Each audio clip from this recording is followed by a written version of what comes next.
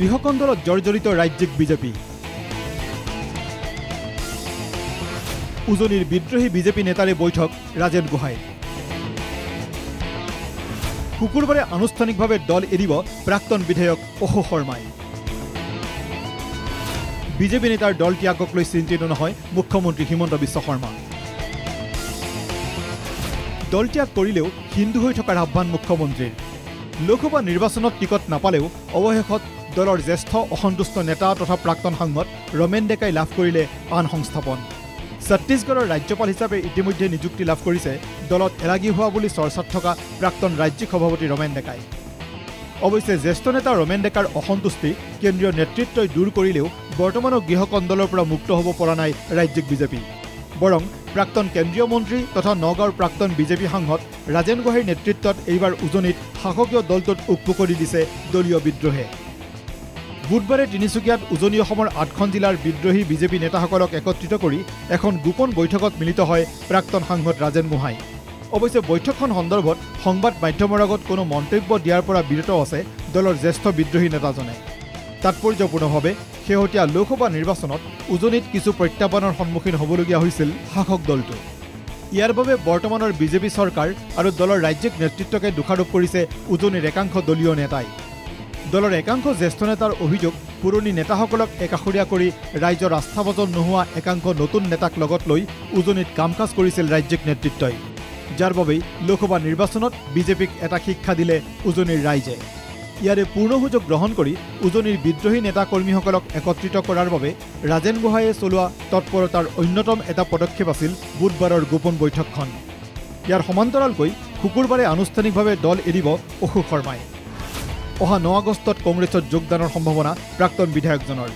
উল্লেখ্য যে নলবাৰীৰ প্ৰাক্তন বিজেপি বিধায়ক অশোক শৰ্মাই লোকসভা নিৰ্বাচনত দলীয় প্ৰাৰ্থিত্ব বিচাৰি বঞ্চিত হোৱাৰ পিছতে দলৰ নেতৃত্বৰ বিৰুদ্ধে মুকলিকৈ সৰব হৈ পৰিছিল।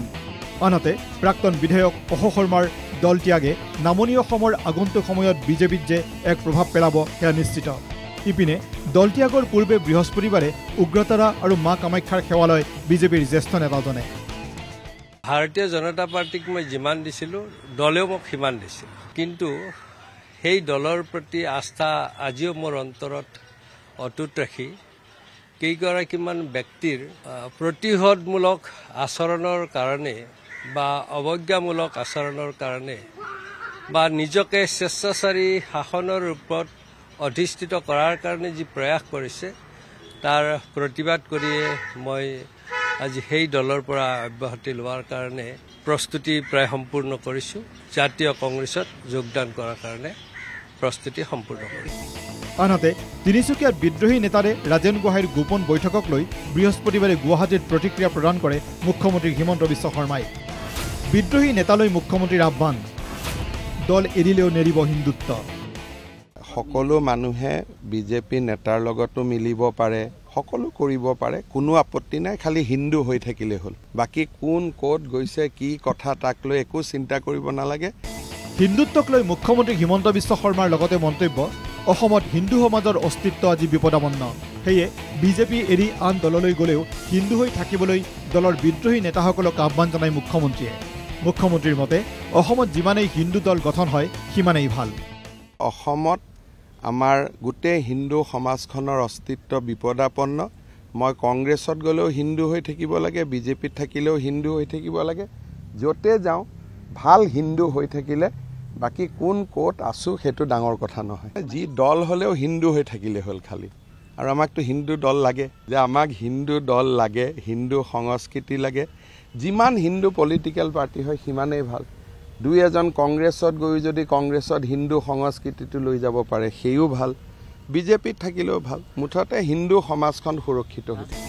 উল্লেখ্য যে 2026 বিধানসভা নিৰ্বাচনৰ পূৰ্বে অসমত বিদ্ৰোহী বিজেপি নেতাসকলে আৰু এটা নতুন ৰাজনৈতিক দলৰ জন্ম দিয়াৰ বাবে কুচকাৱাজ আৰম্ভ কৰা বুলি জানিব পৰা গৈছে।